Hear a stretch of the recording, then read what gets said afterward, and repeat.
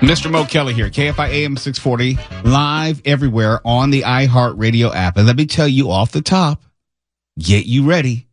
I'm in the spirit of giving. I think I'm going to give away one. No, two. Well, how about three? No, better yet, four. A family four-pack. Tonight on Later with Mo Kelly, we're going to be giving away a family four-pack to Disney on Ice, Magic in the Stars, opening night at the Long Beach Arena, January 2nd of 2025. I was only going to give away a pair of tickets, and Twala said, no. Our audience is used to family four-packs. So I said, okay, damn it. I'll give away four, begrudgingly. So we're going to give away a family four-pack tonight to Disney on Ice, Magic in the Stars. I'm not going to tell you when it is, but it'll probably be not this segment. Later in the program. Oh, we missed a stabbing. We missed a stabbing on Metro. We got to go back and get that stabbing late Tuesday night on Metro Universal City. We'll tell you about that because we have to let you know all the time someone gets attacked, someone gets shot, someone gets robbed, someone gets assaulted on Metro. And last night we had this discussion. Actually, we led off the show yesterday, in part, talking about Beyond My Dreams, talking about how Governor Newsom had declared a state of emergency regarding avian flu, bird flu. And we got into the discussion eventually, talking about how it can be passed from animal to human, pet to human. Now we have word that 2 cats have died from suspected bird flu, and it's traced to raw milk. Oh, here we go. Here we go. Raw milk. Just because you don't want to pay for pasteurization, you're just drinking it out there raw. It's like having sex without a condom or something like that. And more cats appear to be infected with H5N1 bird flu. So it's going from animals to house pets, and you know where it goes after that, unfortunately. We'll talk about that a little bit more this hour. And if you're a nerd like me, I don't know about Mark Bronner. I don't know if he's into Superman, but I know Twala's into Superman. Did you see the new trailer for James Gunn's Superman? It dropped at 6 a.m. this morning. And I would say, by and large, it's just about universally well received. By and large, I didn't say everyone loved it, but I'm saying for all the hype which preceded it, it's off to a really, really good start. And it's reminiscent of the Christopher Reeve Superman. It borrowed a lot. And at this point, I would say it's the front runner for the biggest movie of the year in 2025. It's the front runner. Let me say first good evening to Mark Bronner. I always like to say hello to him. Hi, Mark. Hello, Mo, and I'm 100% in on that Superman trailer. Oh, you are? I thought that you'd had some reticence. You weren't, you're not one to be all in from the beginning. No, you had me at Crypto. They have Crypto the Super Dog right front and center. Let's start there real quick because we're going to get into it later. But When I saw Crypto, I was wondering, are they letting us know too much too soon, too early? I don't think they can afford to hold anything back. They better put out the good stuff right now, especially after the Flash debacle and, well, everything. I never thought I would see Crypto on the big screen. Well, they had a really good Crypto in the Titans show. Yes, they did. But I'm saying, as far as the big screen, for me, that was a huge and heavy lift. But I guess, James Gunn is making it very clear. This is not an origin movie, so he doesn't have to explain anything. We all know who Crypto is. We know, obviously, he came from Krypton. We also know that Supergirl is in the movie, so there are going to be some Kryptonians littered in this movie. What's not to love about Crypto the Super Dog? I mean, come on. Well, I love just about everything about this trailer. I love how it is an homage in many respects to Christopher Reeve in 1978. I love that it's a return to a stylized version of superhero movies that we have not seen in quite some time. I thought some of the movies were taking itself way too seriously. Zack Snyder. Well, Superman is the last character on Earth you want to go dark with, and that's exactly what Snyder did and why he should never be in charge of anything like that again. I'm not anti-Zack Snyder. I don't think his vision meshed with the idea of Superman. It was a different take, but I didn't hate it. Now that Rebel Moon stuff, I hated. Oh, wow, that was just idiotic. But I miss Henry Cavill. I think he was a terrific Superman in really mediocre movies. I do too. But boy, this one really looks good. And I don't know who said it. Maybe it was some of us in our text group.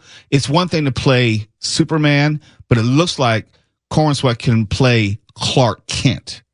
And that's really important. And we talked about it with Batman. It's one thing to be a good Batman, but can you be a good Bruce Wayne? And I think that was one of the problems with this most recent movie, The Batman. Batman, that character was fine in the movie. Bruce Wayne, not so much. You have to be able to buy into both of them. Yeah, I don't disagree with that. And it kind of goes back to the old Jules Pfeiffer argument that Superman is his real identity and Clark Kent is the disguise.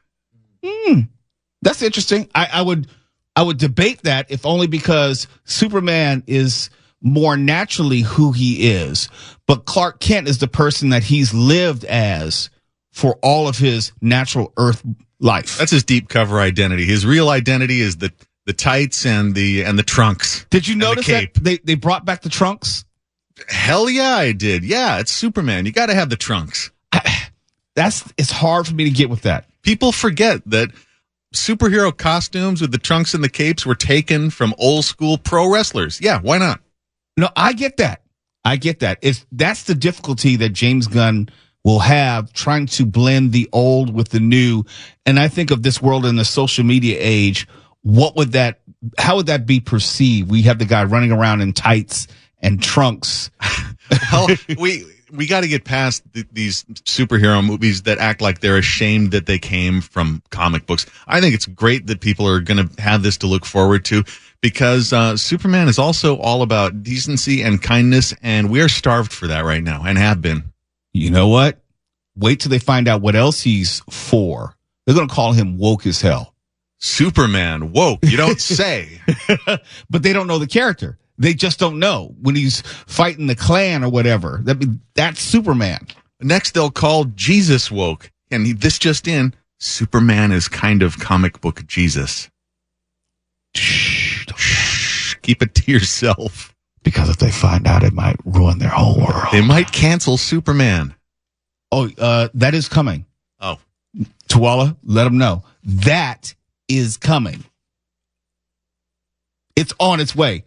If I have any inclination of what James Gunn is going to do with this version of Superman, they're going to be upset. They're going to be really upset. Because Lex Luthor, let's be honest, that's Elon Musk.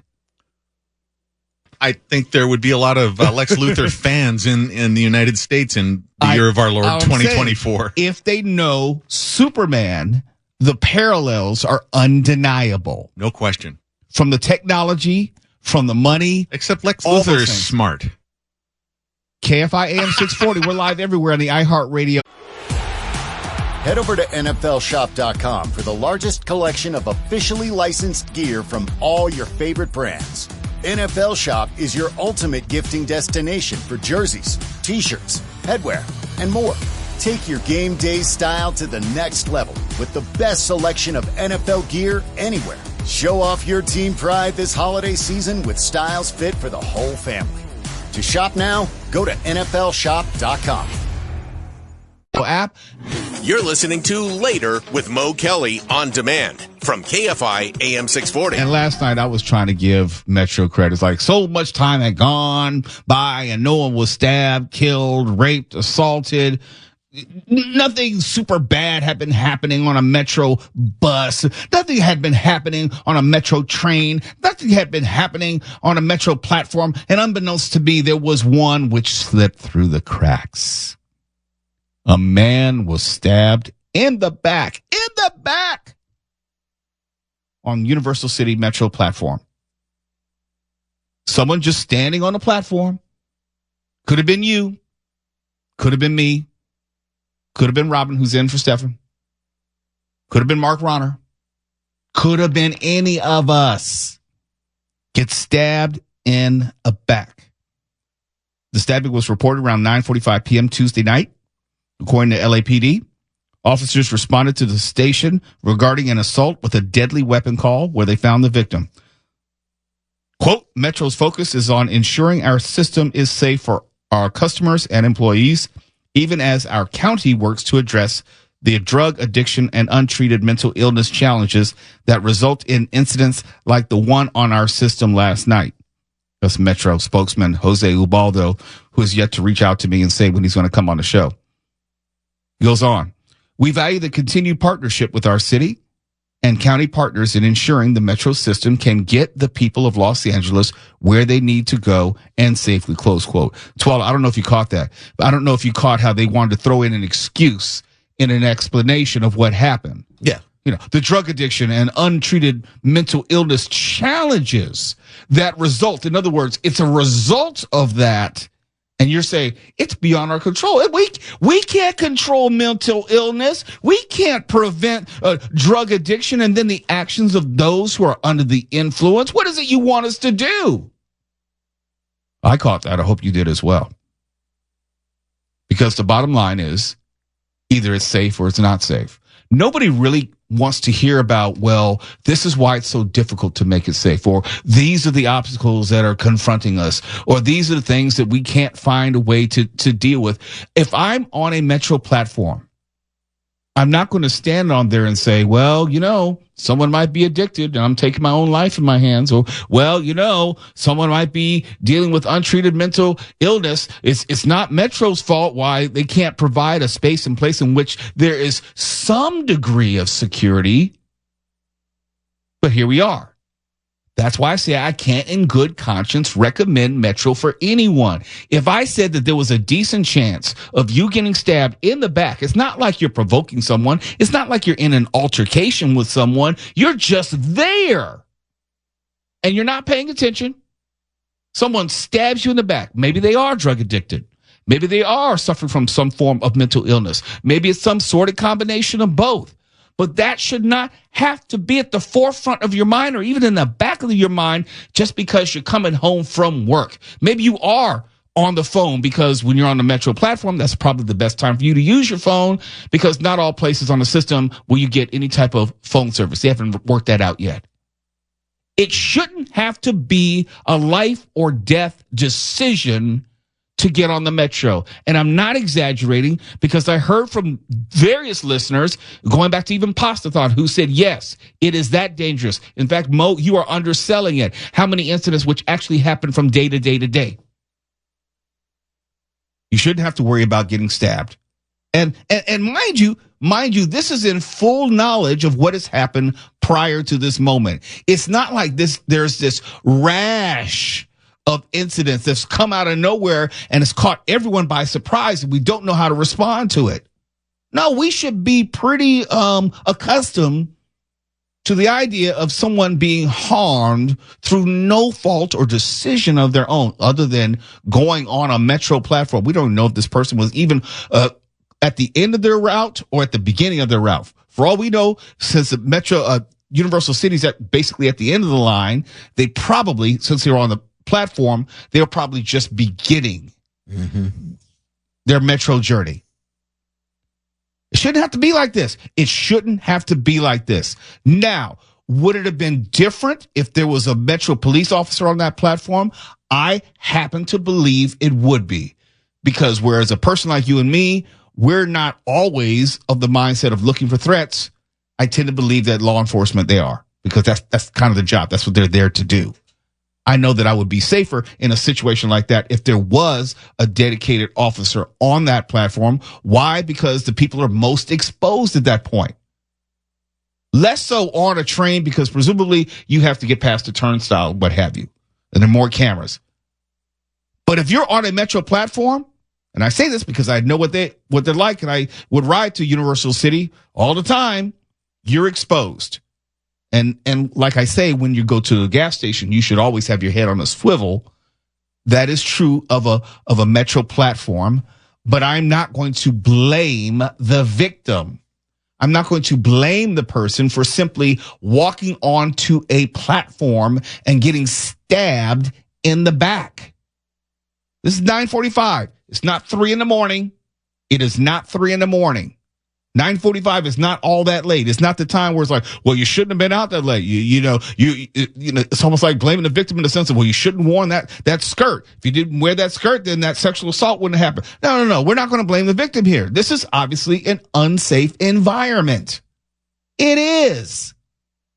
And more people are going to be stabbed, more people are going to be hurt.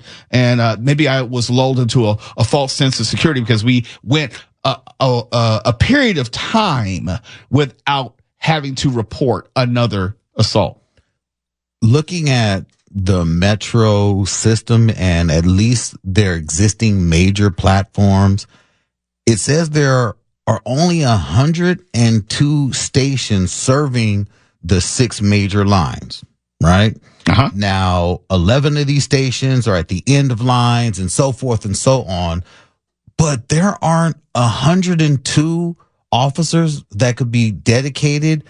Hell, 202. Make it a pair to each one of these stations. So at least you have at all of the major ports, all the major stops, and all of that, at least 2 dedicated officers? In a perfect world, and that wouldn't even be a perfect solution, but in a perfect world, yeah, you would want that, because from what we see right now, someone gets stabbed, then a third party has to call the police or call 911 to get help. Yeah.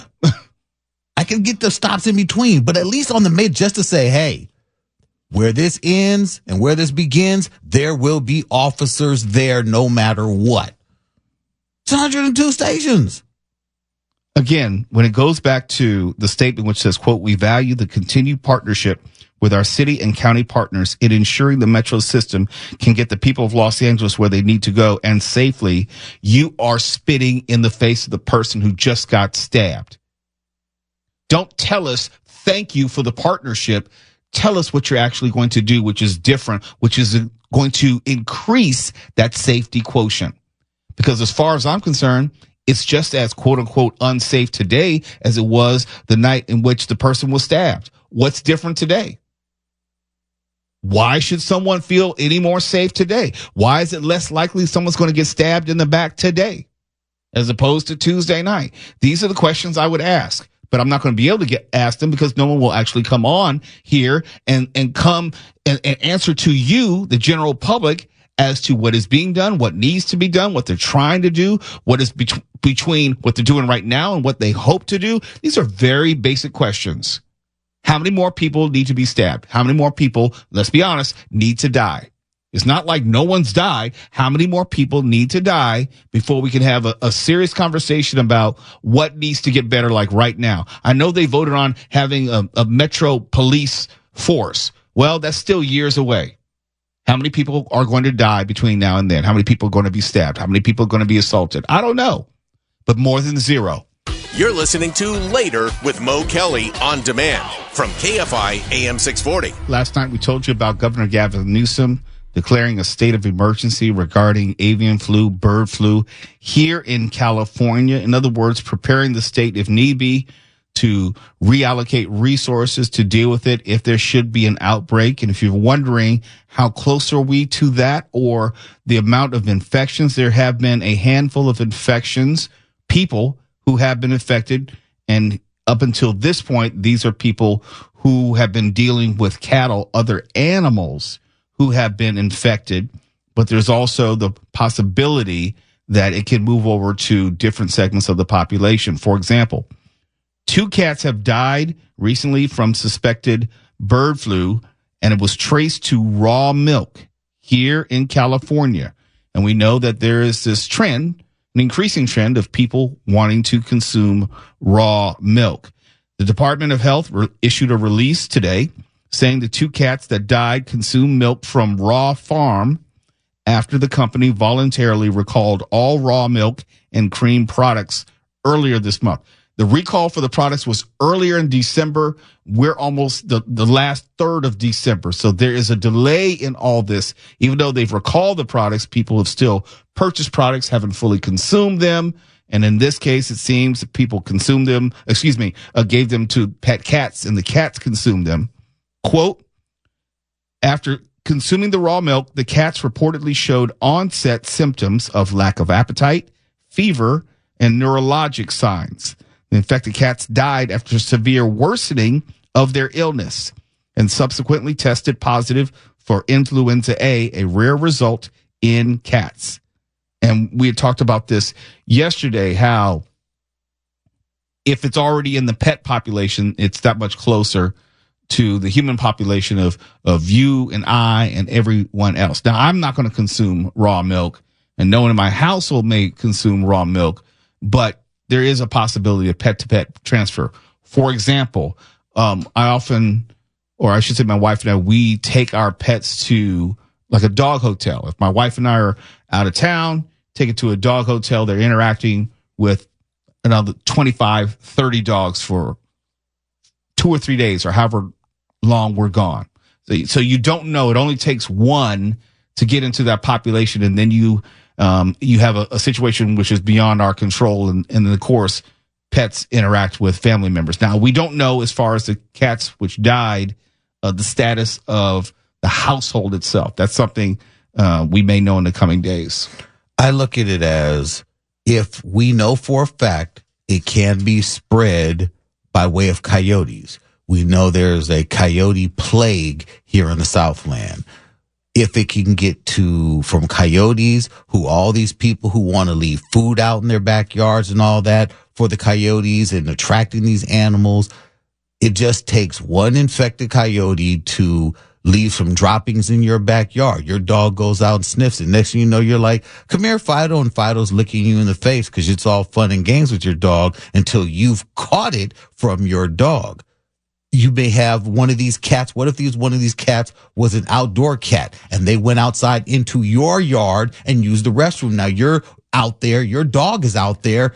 That's how it can transfer easily. My next door neighbor has an outdoor cat. They have you have a doggy door, they have a cat door in their house, and the cat comes and goes. And you see my Ring device, Twala. I see the cat every single day in that field behind my house where the coyotes roam and the cat roams. Is something which is actually very serious for me. It's something I have to be very concerned with. Now, the coyotes are not getting into the backyard, but I still have to be mindful they could be roaming around in the development more generally. In the development. It's not about them necessarily even coming to your backyard. It's them being in the area, in the vicinity. They're leaving their droppings. What other animals may get around that, may transfer that over to the cat can transfer. The cat can, if your next door neighbor cat is drinking raw milk and just comes along in your backyard and uses the restroom, Benson or Riley, curious dogs, they go, what is this? What is this? This isn't my poop.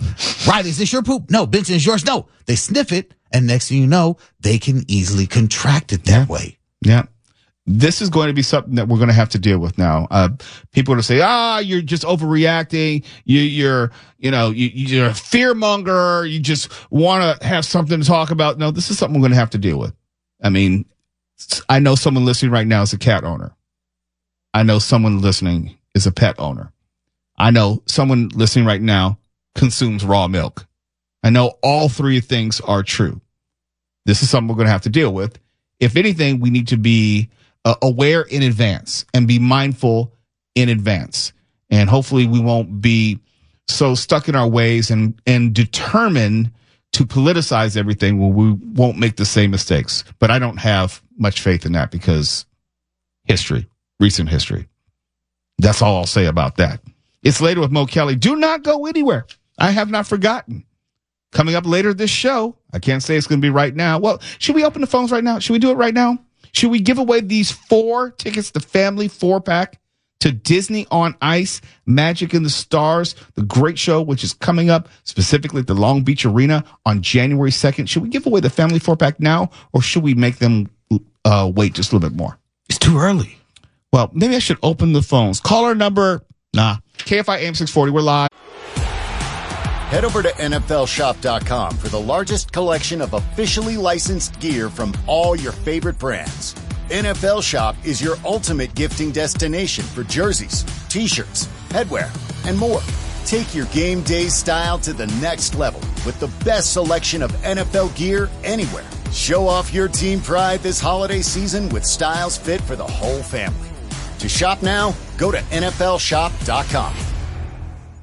Everywhere in the iHeartRadio app. You're listening to Later with Mo Kelly on demand from KFI AM 640. And I can't speak for you, but I know with me, the holidays are not necessarily a time in which I have more time. Like, I'm not in school, so I can't say there's a winter break coming. It's not like I work in an industry where everything shuts down for 2 weeks. If it does for you, God bless you. It doesn't work that way in radio. Usually I'm more busy during the holidays, but I am intentional with making time to watch some of my favorite TV shows. I was able to take in Rudolph the Red-Nosed Reindeer last night, streamed it off one of the services, but I try to do that to find some equilibrium so it's not just all work during the holiday season. And also, we've been talking about some of the shows and movies that I've been able to see on Netflix and beyond. I saw two things. Actually, I saw one thing today, and I've been finishing up a series. First, I saw the movie Red One. It was in theaters for about 4 weeks, stars The Rock, Dwayne Johnson, and also Chris Evans of Captain America fame. And I didn't want to see it in theaters. I saw it, saw the promo, and I thought, I don't know if this movie's for me. It seems kind of silly, and I'm not so sure that I want to spend my money and my time in a theater to see it. And it didn't stay in theaters long. I want to say it's maybe 3 weeks, 4 at the most.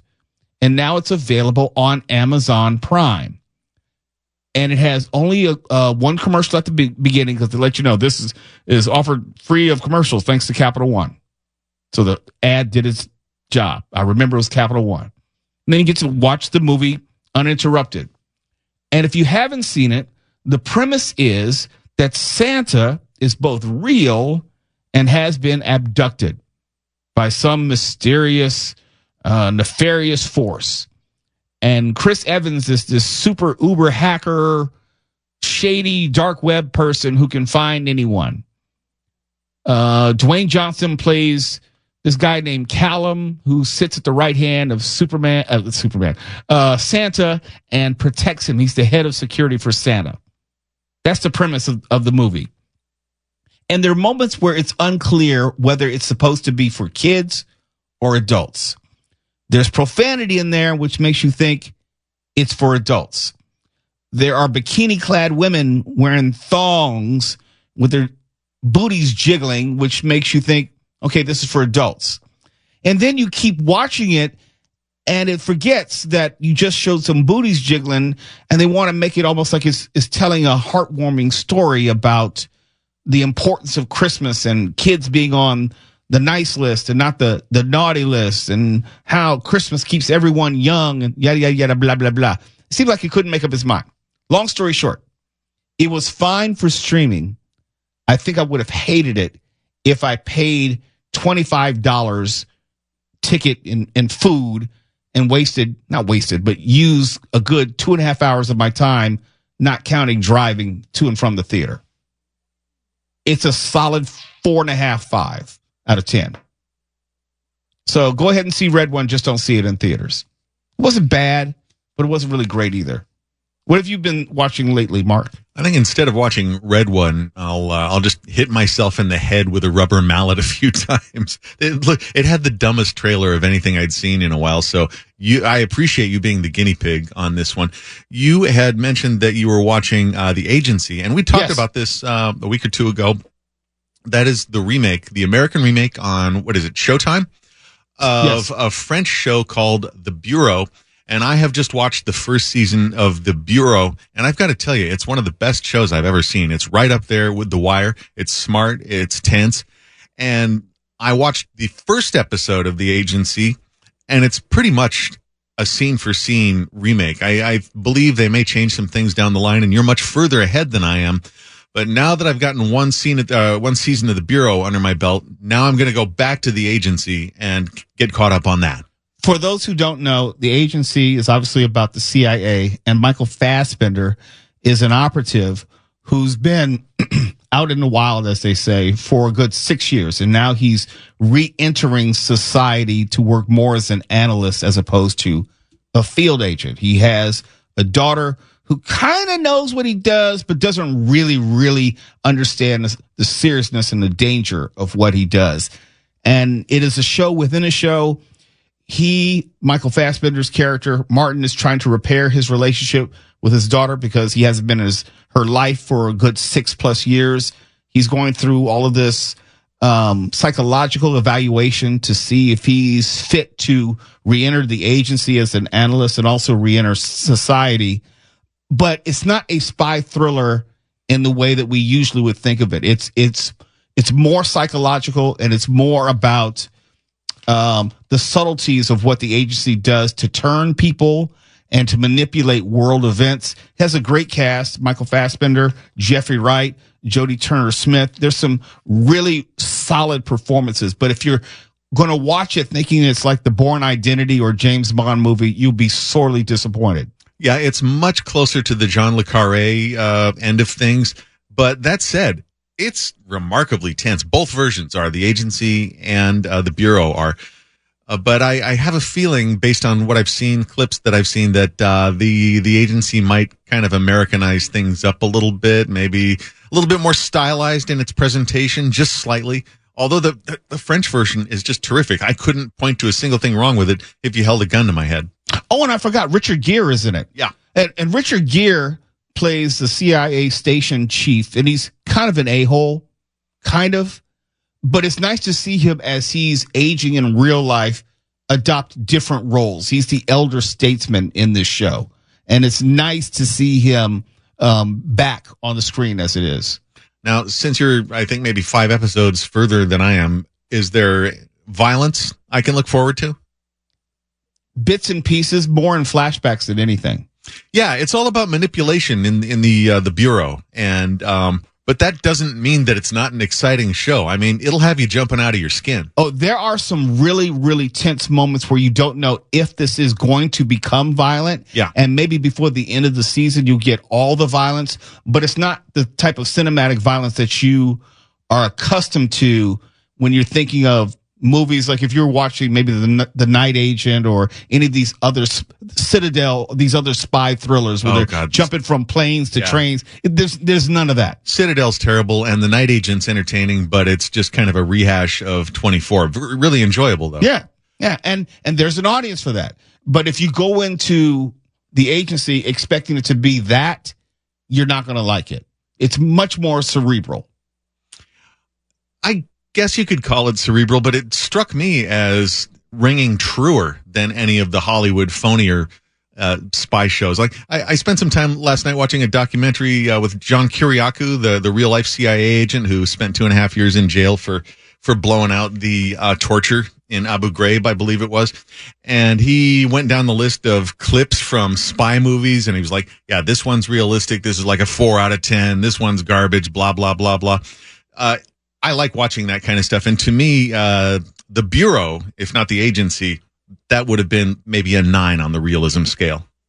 That's why I think I'm drawn to it, because it gives me, in my mind, a truer sense of spycraft, how they will work on a potential subject to turn them over months, over years, the sacrifices which are made to embed yourself or gain the trust of someone and the types of relationships you have to form. It's tense and it's terrifying when you consider, okay, so the Bureau took place in, the undercover part of it took place in Damascus, Syria.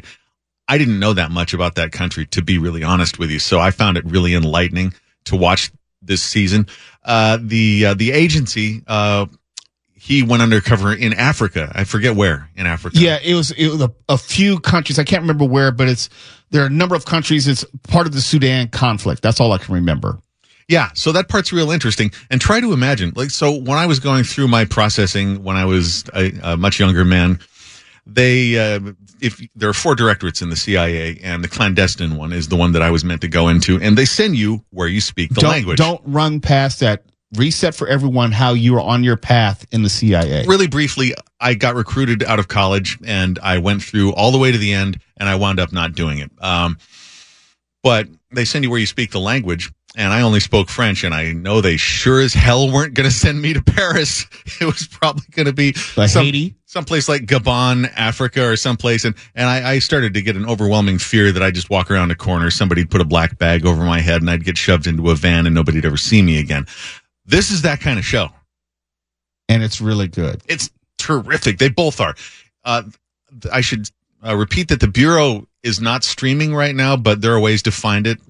However, I believe in the law, and I'm not going to encourage any law breaking. But you can find it if you look hard enough for it. It's Later with Mo Kelly. KFI AM 640 live everywhere in the iHeartRadio app. Stuffing your stocking with the latest news. KFI And KOST HD2. Los Angeles, Orange County. Live everywhere on the iHeartRadio app. The only thing better than the holidays are holidays packed with NFL games. Kicking off Thursday, December 19th with an AFC West showdown. Touchdown Chargers! Then a Saturday doubleheader. 12 games Sunday with a battle in Lambeau on Monday night. Oh, what a play! What a catch! And a Christmas Day doubleheader for the ages on Netflix. Oh, sweet Marie! That's how the NFL does the holidays. You wake up, put on your Ray-Ban Meta glasses. You're living all in. You realize you need coffee. So you say, "Hey, Meta, how do I make a latte?" Brew 2 shots of espresso. After Meta AI gets you caffeinated, you're ready for some beats. Hey, Meta, play hip-hop music. You head to meet some friends, but can't remember the place. Hey, Meta, call Eva. Ray-Ban Meta glasses, the next generation of AI glasses. Just say, "Hey, Meta," to harness the power of Meta AI. Shop now at meta.com/smartglasses.